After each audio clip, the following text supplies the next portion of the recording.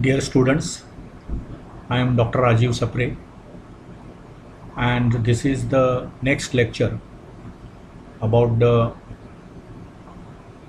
topic Pythagoras theorem. And in this lecture, we will consider problem solving now, because all the results, theoretical results, we have already proved. I will just recall what is proved in the previous part of these previous lectures actually. So it all started with the similarity, and concept of similarity is used in the right angled triangle. So to see the first result that we were doing was this similarity at right angled triangles. फक्त revise करतो मी, फार इथे लिहत नाही बसत, कारण हे already आपण गेले काही लेक्चर्स डिस्कस करत होतो. ABC हा जर राईट अँगल्ड ट्रायंगल असेल आणि तिथे बीच्या ठिकाणी काटकोन आहे, तिथून आपण अपोजिट साईडवर म्हणजेच AC वर लंब टाकला, तो D या पॉईंटला त्या AC ला म्हणजे त्याने दोन भाग केले, म्हणजे A-D-C, A आणि C यांच्यामध्ये तो D असणार. तर हे जे काही दोन भाग झाले त्याच्यामुळे काय झालं, बेसिक काटकोन त्रिकोण ABC, त्याच्यानंतर हा एक काटकोन त्रिकोण ADB आणि हा दुसरा काटकोन त्रिकोण BD, तिसरा काटकोन त्रिकोण BDC, हे एकमेकांना सिमिलर आहेत असं आपण प्रूव्ह केलं. बघा इथे in a right angled triangle if the altitude is drawn to the hypotenuse. बघा ही आपण अल्टिट्यूड काढली. अल्टिट्यूड म्हणजेच काय, मराठीमध्ये त्याला शिरोलंब म्हणतात. शिरोबिंदूवरून अपोजिट साईडवर टाकलेला लंब म्हणून तो शिरोलंब. इथे आपण काय म्हणतो त्याला, altitude. Drawn to the hypotenuse, then the two triangles formed, म्हणजेच हे ADB आणि BDC are similar to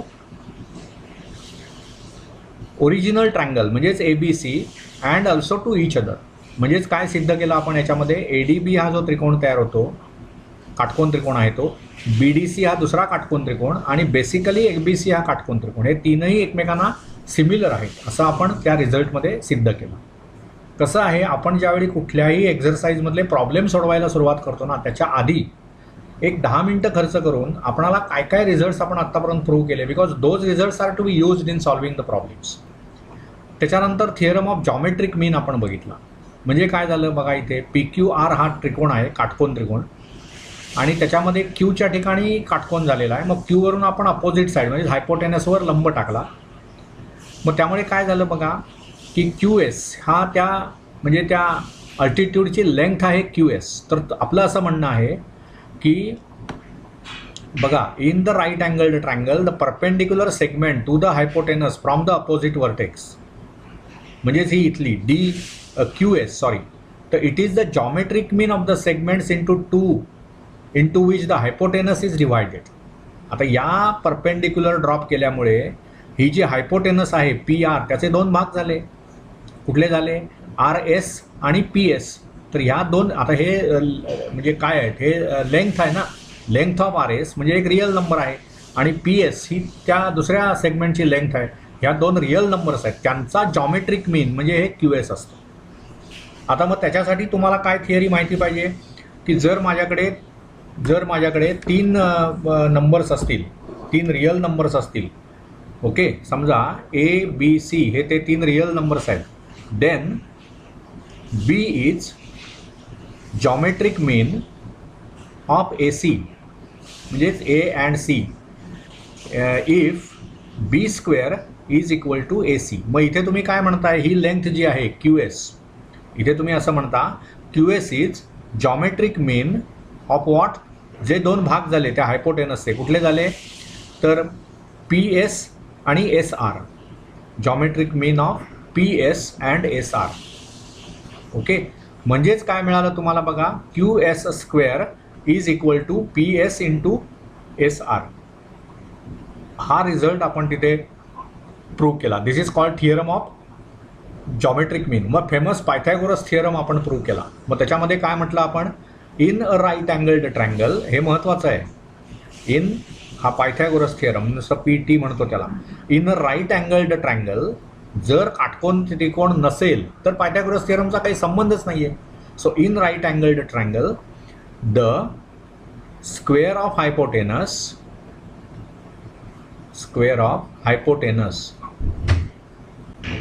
is equal to sum of square of remaining sides. Sum of squares of remaining sides. म्हणजे जर हा तुम्ही आता काटकोन त्रिकोण घेतलात ना, बघा आता इथे तुमचा इथे डायग्रॅम करून आपणाला अशी जॉमेट्री शिकताय आपण, त्यामुळे diagrams are very very important. बघा इथे हा जो काटकोन त्रिकोण आहे ए बी सी, त्याच्यामध्ये हायपोटेनस कोणता आहे, ए सी. म्हणजे हा थिअरम मला प्रूव्ह करायचा म्हणजे काय प्रूव्ह करावं लागेल, A C square is A B square plus B C square. मग ह्याचा कॉन्व्हर्समध्ये काय असतं, अनेक वेळा मी हे बोललेलो आहे की जर पी इम्प्लाइज की ही बेसिक स्टेटमेंट असेल तर क्यू इम्प्लाइज पी हा त्याचा कॉन्व्हर्स आहे. म्हणजे इथे तुम्ही म्हणणार की एखाद्या ट्रायंगलमध्ये if the square of one side, एखाद्या साईडचा वर्ग हा उर्वरित दोन बाजूंच्या वर्गांच्या बेरजेएवढा असेल तर आपण म्हणणार की तो ट्रायंगल हा राईट अँगल्ड ट्रायंगल आहे. त्यामुळे हे त्यातलं लक्षात घ्या. त्याच्यानंतर मग आपण काय केलं बघा की पुढच्या भागामध्ये आपण एक मेन थिअरम शिकलो, अपोलोनियस थिअरम. पण त्याच्याही आधी आपण काही ॲप्लिकेशन्स बघितली. त्या ॲप्लिकेशनमध्ये हे दोन प्रॉब्लेम्स आहेत ना, हे फार महत्त्वाचे आहेत. गेल्या लेक्चरमध्ये काय झालं, आपण आधी अपोलोनियस थिअरम प्रूव्ह केला आणि त्याच्यामध्ये जे दोन रिझल्ट्स लागले ते नंतर प्रूव्ह केले. असं खरं मॅथमॅटिक्समध्ये नाही चालत. It was my mistake. पण ठीक आहे, म्हणजे त्या एकाच लेक्चरमध्ये त्या सर्व गोष्टी आपण डिस्कस केल्या.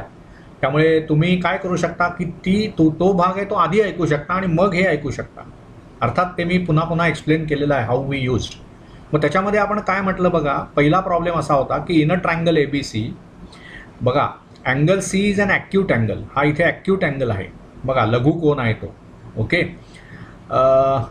सेगमेंट ए डी, बघा ही जी सेगमेंट आहे A D, it is perpendicular to B C. मग आपण काय प्रूव्ह केलं तर A B square is equal to, A B square आपण काय प्रूव्ह केलं बघा, A B square is equal to B C square म्हणजे हे प्लस ए सी स्क्वेअर आणि minus 2 times B C into D C.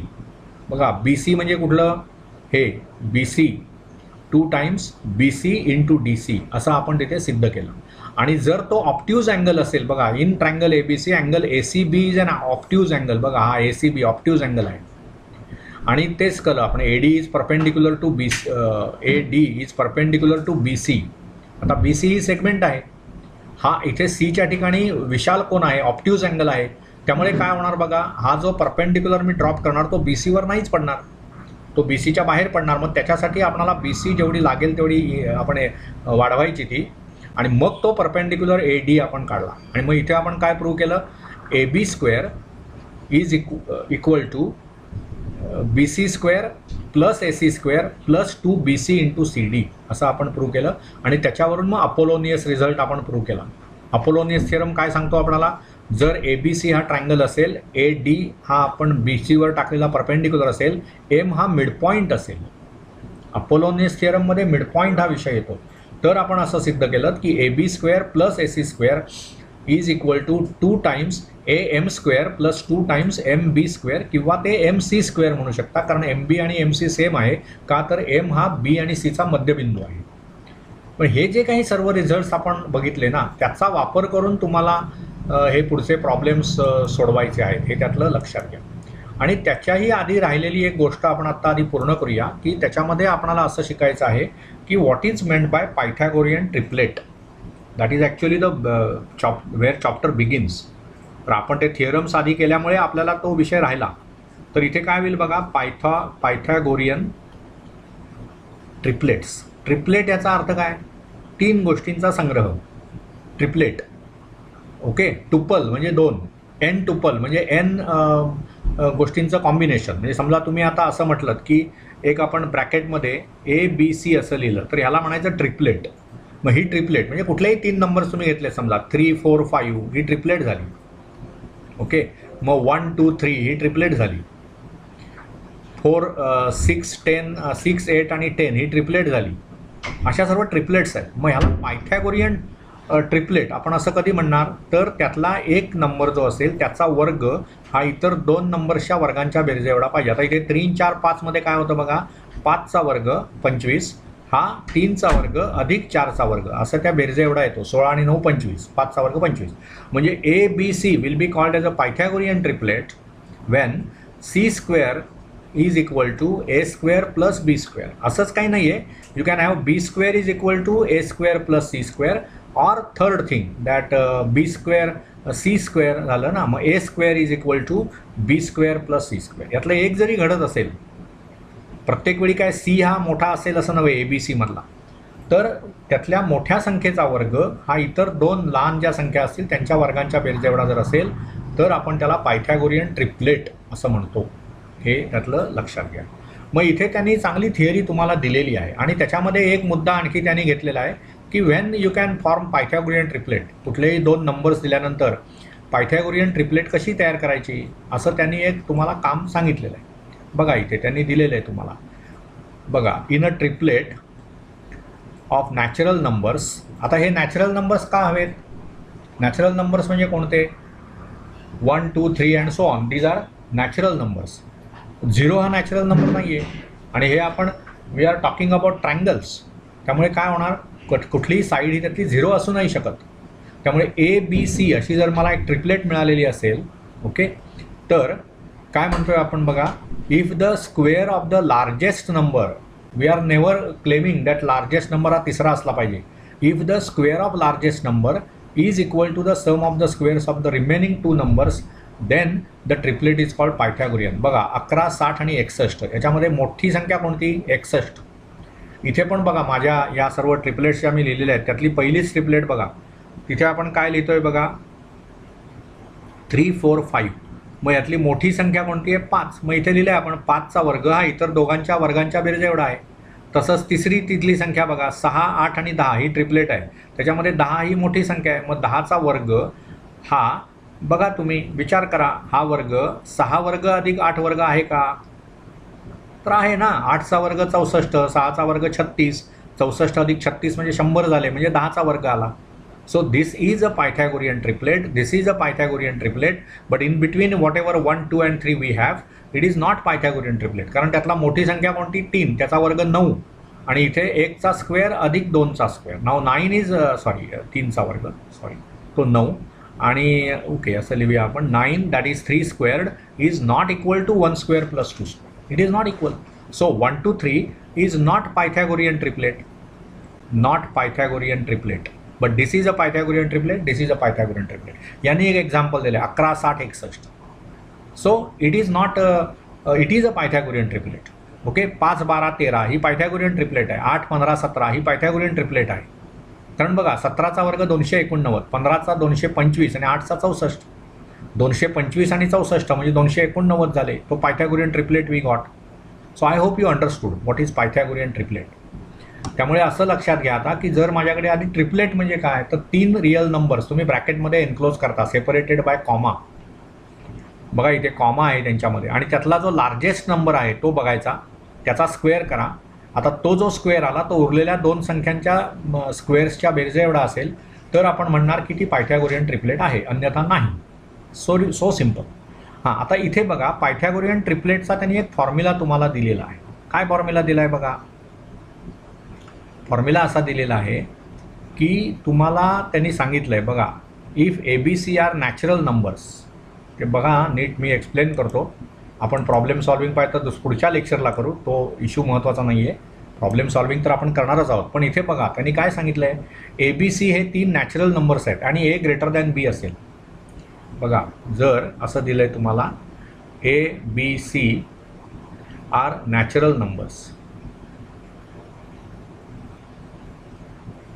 Okay, why natural numbers? I told because it is going to be the side of the triangle, length of the side of the triangle. It cannot be 0. It cannot be negative also. So natural numbers is त्यातलं perfect आहे. ABC are natural numbers where A is greater than B. A हा जर B पेक्षा मोठा असेल तर आपलं असं म्हणणं आहे A square plus B square मग comma A squared minus B squared आणि 2AB ही जर तुम्ही ट्रिपलेट घेतली, इज अ पायथागोरियन ट्रिपलेट. किती महत्त्वाचा रिझल्ट आहे बघा. कुठलेही दोन नॅचरल नंबर्स घ्या, पायथागोरियन ट्रिपलेट. कुठलेही दोन नॅचरल नंबर्स घ्या की ज्याच्यामध्ये ए हा बी पेक्षा मोठा असेल. मग समजा मी असं घेतलं 4 आणि 3 घेतलं, where I take A as 4 B as 3, I know A is greater than B. मग हा फॉर्म्युला बघा, A square plus B square म्हणजे 4चा वर्ग, A square plus B square म्हणजे 4चा वर्ग अधिक 3चा वर्ग. म्हणजे किती झालं, 4चा 16, 3चा वर्ग 9 म्हणजे 25 झाले. नंतर ए स्क्वेअर्ड मायनस बी स्क्वेअर्ड. बघा इथे काय होणार, 4चा वर्ग वजा 3चा वर्ग म्हणजे 16 वजा 9 म्हणजे 7. आणि 2ab म्हणजेच काय झालं, 2 × 4 × 3, 4 3 12 दुणे 24 म्हणजेच 25 7 24 इज पायथागोरियन ट्रिपलेट. PT लिहितो नुसतं. 25 7 24 ही पायथागोरियन ट्रिपलेट आहे. बघा तुम्ही 25चा वर्ग 625, ओके, आणि that is equal to 24 squared plus 7 squared. बघा 24 स्क्वेअर्ड हा आहे 576 आणि 7चा वर्ग आहे 49 म्हणजेच हे झालं 625. ठीक आहे. मग 625 म्हणजेच 25चा वर्ग आला. So you got left hand side right hand side equal. म्हणजेच मला असं मिळालं की ह्यातली जी लार्जेस्ट नंबर आहे या ट्रिपलेटमधला त्याचा वर्ग हा इतर दोघांच्या वर्गांच्या बेरजे एवढा आहे. So this is a Pythagorean triplet. Okay, so this is what they are asking you to understand की what is Pythagorean triplet and how to form the Pythagorean triplet by using any two natural numbers where say A and B, where A is greater than B. If A and B are such that A is greater than B, natural numbers where A is greater than B, then you can easily calculate this issue. Okay, तेव्हा असा हा सर्व विषय आहे.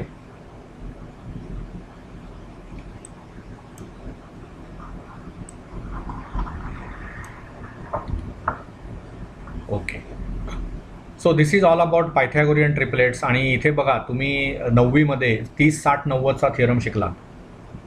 मग त्या 30 60 90च्या थिअरममध्ये काय होतं बघा. Okay, let's last year you have studied the properties of right angled triangles with the angles 30 60 90. तर त्या 30 60 90मध्ये बघा हा ट्रायंगल आहे 30 60 90, इथे 60 डिग्रीज इथे 30 डिग्रीज. तर आपण तिथे काय शिकलो होतो की side opposite to 30 degrees is 1/2 the hypotenuse. कळलं ना. बघा म्हणजे आता काय होईल बघा, हा जर मी ट्रायंगल काढला त्यांच्याप्रमाणेच आपण काढूया right angled triangle. Okay, so that you can easily understand what is happening. ठीक आहे. हा आता ट्रायंगल घेतला आपण, इथे समजा L घेतलं, इथे M आणि इथे N. तर हा अँगल जो आहे हा समजा 60 अंशाचा आहे आणि हा इथे 30 अंशाचा अँगल आहे. तर आपण काय सांगणार बघा, ह्याच्यामध्ये हायपोटेनस कोणती, हायपोटेनस इज LN. ओके, आता आपण काय म्हणतो 30 डिग्रीच्या अपोजिट जी साईड असते ती हाफ ऑफ द हायपोटेनस. म्हणजे आता MN ना, अपोजिट टू 30 डिग्री साईड कोणती आहे MN. So what I can write, MN is equal to 1/2 LN. आणि 60 डिग्रीच्या अपोजिट म्हणजे जी LM ती किती असणार, √3/2 हायपोटेनस. हे सर्व आपण 30 60 90मध्ये सिद्ध केलेले आहात.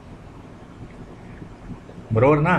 म्हणजेच कसं होणार बघा, जर तुम्हाला आता इथे त्यांनी म्हटलं आहे बघा ट्रायंगल LMNमध्ये अँगल L 30 आहे, म्हणजे हेच जी डायग्राम मी काढली आहे, आणि त्यांनी अँगल N 60 दिलेला आहे, angle M 90. That is obvious.